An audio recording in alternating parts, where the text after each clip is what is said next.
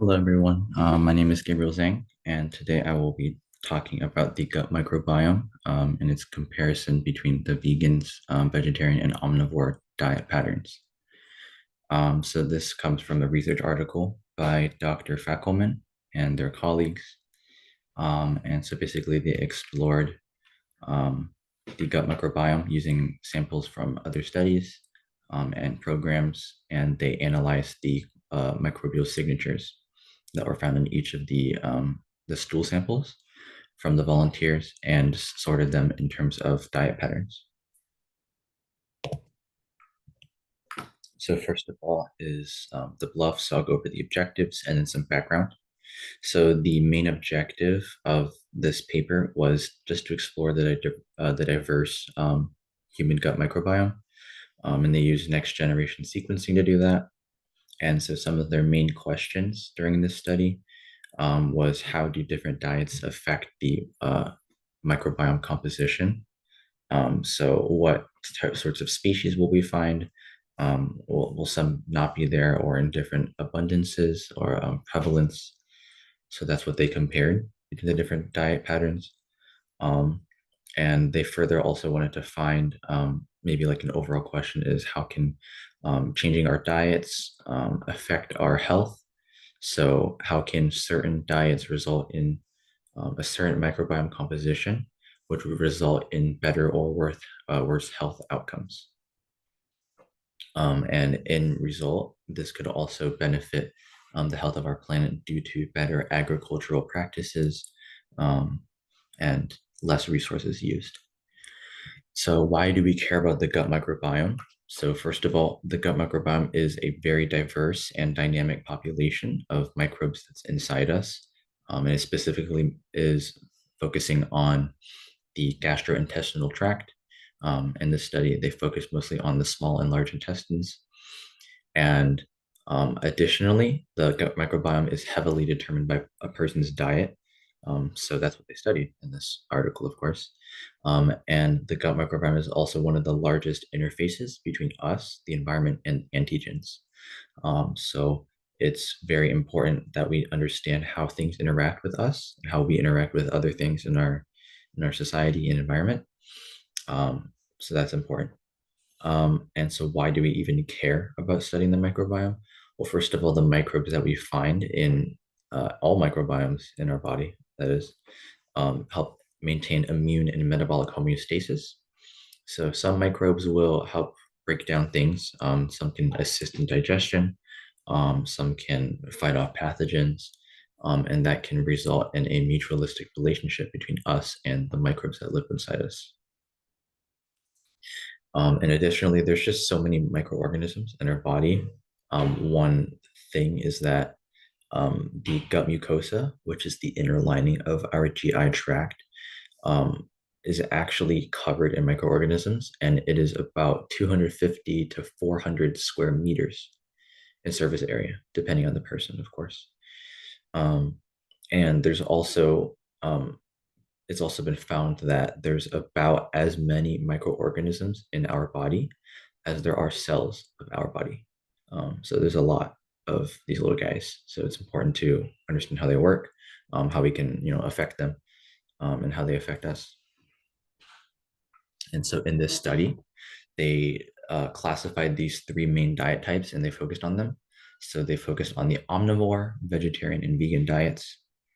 So the omnivore diet, of course, is plant and animal-based foods. Vegetarian diet was plant-based and contained eggs and dairy products. And then the vegan diet was only plant-based foods. And so one external application for a study like this is about environmental impact. So food, of course, costs a lot of resources to grow. Animals, plants alike, they all require water, land, and animals can emit greenhouse gases, things like carbon dioxide or methane, as we see in cows, very prevalent. So it's always important. Um,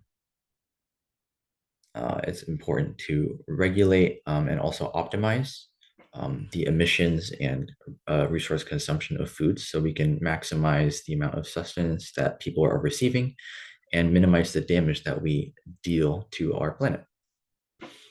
And so one study actually found that the vegan and vegetarian diets on average had a lower carbon footprint than the omnivore diets. And of course, this can vary. But yeah. And then so next is the materials and methods they used in this study. So for sampling, they took they took 5 cohorts, which were internationally sampled. 3 cohorts were from what's called the Zoe Predict program. This program was or is a science-based nutrition program that helps people develop good eating habits and plan diets to stay healthy. And then the other 2 cohorts were taken from publicly available data sets, just from other research articles.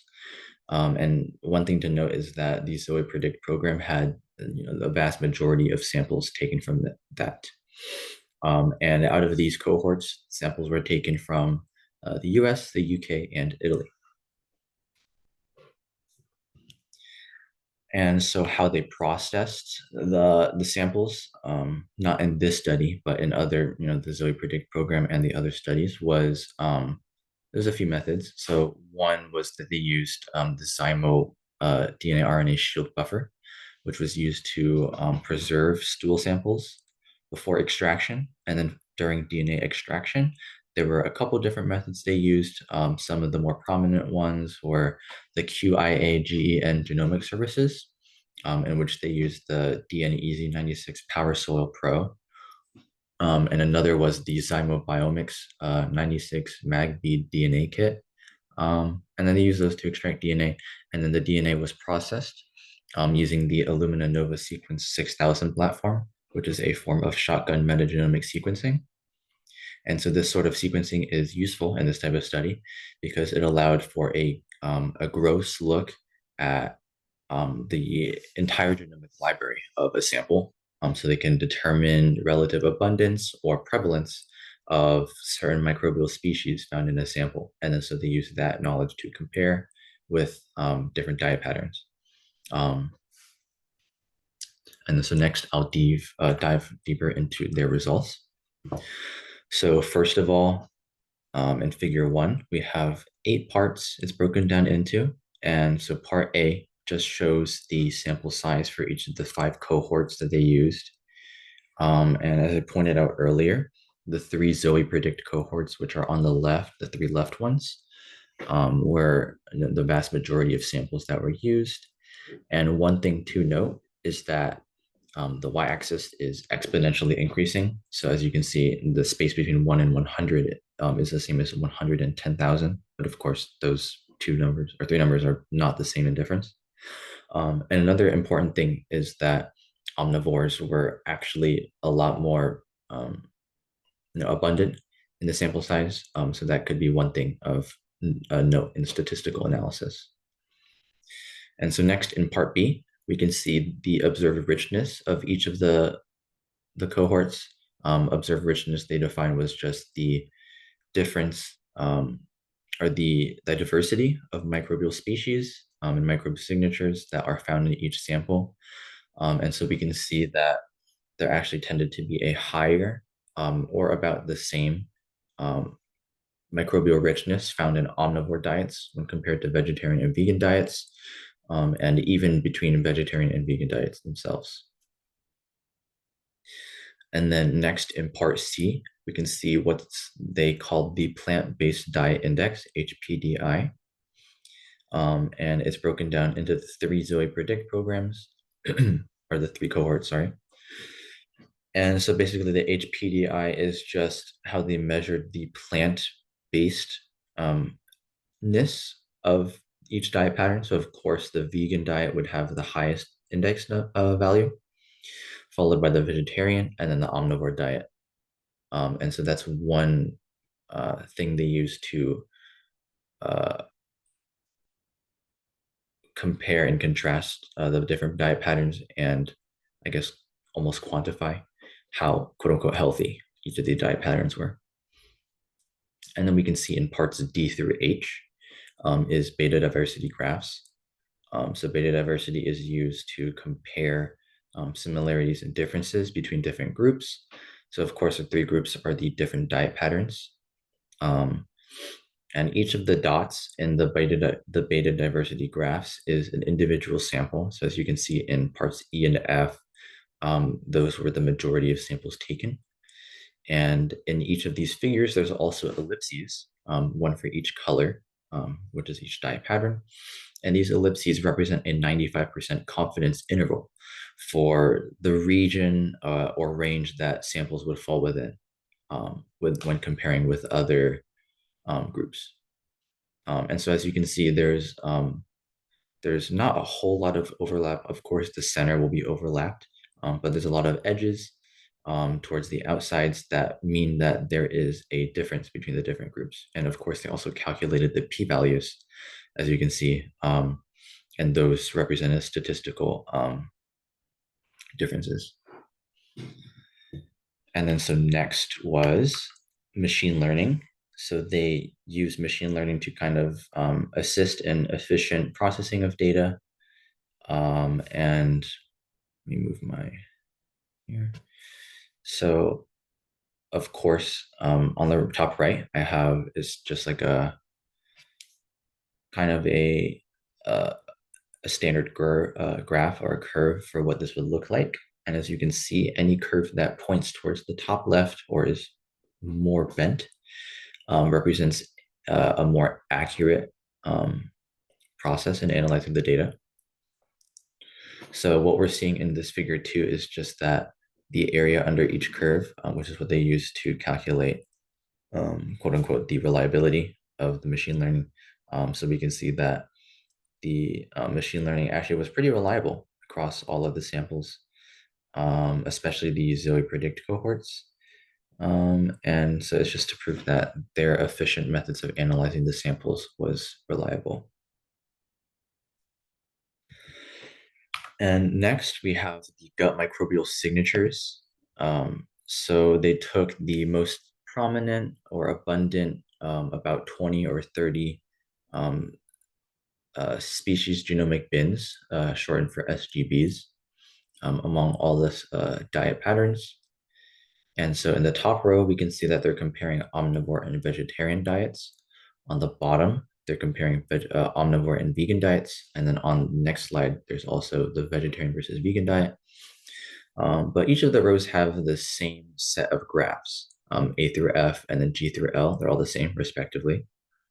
And then so in the top row and bottom row, parts A and G, that graph just shows the relative abundance or prevalence of each microbial signature in each diet pattern. So it's a percentage of the whole. And then so we can see that there are some microbes that are more common in a vegetarian diet versus an omnivore diet. And they divided it with a horizontal line. So anything that is above that line, as we can see, was more prevalent in the vegetarian / vegan diet compared to the omnivore diet. And then next we can see parts B and H, which shows the difference in abundance. So the differential abundances just helps further visualize the difference between these signatures between the two diet patterns. And so of course, anything further away from zero with the standardized mean difference would mean that there is a bigger difference in the prevalence of that certain species or signature compared to the two groups. And then next in part C and I shows the pooled effect size of each microbial signature in the major food groups that they classified. In the bottom right-ish, you can see the 5 major food groups. So they used red meat, white meat, dairy, fruits, and vegetables. And so the point of the effect pool size is that effect size is another way of proving statistical significance between the difference of two groups, but it isn't actually influenced by sample size, which is a little bit of a problem with statistical significance in things like t-tests. So sample size can present a bit of a bias, and as we saw earlier, that the omnivore um, sample size was a lot greater than the other two diet patterns. So maybe that could be a problem. So that's what they use this for. And then so in part D and J, in part C and I, we can still see that a lot of the fruits and vegetables that they talked about or that they classified tended to have, relatively higher abundances of the things that were found in vegetarian diets over omnivores. And then the same thing with vegan versus omnivore diets as well. In parts D and J, there's the same index, the plant-based diet index. And so basically we can see that the vegetarian and vegan diets tended to have higher HPDI, um, the microbial signatures that were more commonly found in the vegetarian and vegan diets tended to have a higher HPDI index value. And then in parts E and K, the Zoe Predict program, they used a health ranking system. And so basically what this health ranking system is that any value that is closest to zero um, are microbial signatures that tended to result in better cardiometabolic health outcomes. So we can see that, especially in the vegan versus omnivore row on the bottom, a lot of the microbial signatures that were more commonly prevalent in the vegan diet pattern tended to have a better CMH outcome, cardiometabolic health. And then in contrast, a lot of the omnivore, um, the more prevalent species or microbes in the omnivore diet tended to have a higher Zoe health rank, so worse cardiometabolic health outcomes. And then finally, in parts F and L, we see the FFQ. And basically, what FFQs are is that the higher that value is, and what they did was the more yellow the box is, that shows that that the researchers were able to more accurately and reliably predict certain species in guts based on their diet pattern. So this, in a way, empirically links certain food groups and the species of microbes found in the gut and explains that they were able to accurately and efficiently determine that. And so on this slide, as I mentioned earlier, is the same stuff, but for the vegan and vegetarian diets compared. And it's still surprising to see that there are still some differences in abundances and other things. But I think it is also explained because maybe a lot of the microbial signatures could come from eggs and dairy products, which vegetarians still eat. And then in our fifth and final figure, it shows the common food species level genomic bins. So these bins were broken down into each of the major food groups. And the bins essentially are just collections of genomes of the specific microbes that were found in each sample. And so in parts A and B, we can see the relative abundance. Well, part A is the abundance, and then part B is the number of food bins. And so you can see a lot of statistical differences between the groups. And then in part C, it shows the prevalence of each of these signatures. So, of course, the top few are most prevalent in all samples, but they also provided bars and any bars that you see that are not overlapping. So, for example, something like Lactobacillus delbrueckii, about halfway down the list, the vegan diet had a much lower prevalence of that signature compared to the other two diets. So that is one way to determine the difference between the groups. And then in part D of this figure, it shows just the relative prevalence on a scale. The darker the color, the more prevalent. And then on the bottom is measured in food groups. So the meat, dairy, and the fruit, vegetable food groups. And so as for the results or the discussion of this paper, so first of all, they were able to find that there is usually a difference between prevalence of certain microbial signatures between the two groups. And this is important because some microbial signatures, specifically the ones found in meats, are more associated with things like inflammatory bowel disease, colorectal cancer, and short chain fatty fatty acids, sorry. And short chain fatty acids are just basically, in short, good things that are used in complex pathways that can benefit systems in our body, such as the cardiovascular system. And the opposite was seen, of course, in the vegetarian and vegan diets. They saw higher SCFAs and signatures that tended to lead to better certain aspects of health. And so, what we can apply this to in real life is that maybe we can grab more insight on how certain diets can benefit our health. And of course, this will further improve studies on research um, that explore different diet patterns and how it can benefit epidemiology and mitigate certain diseases and illnesses. And so, some concluding remarks for this paper.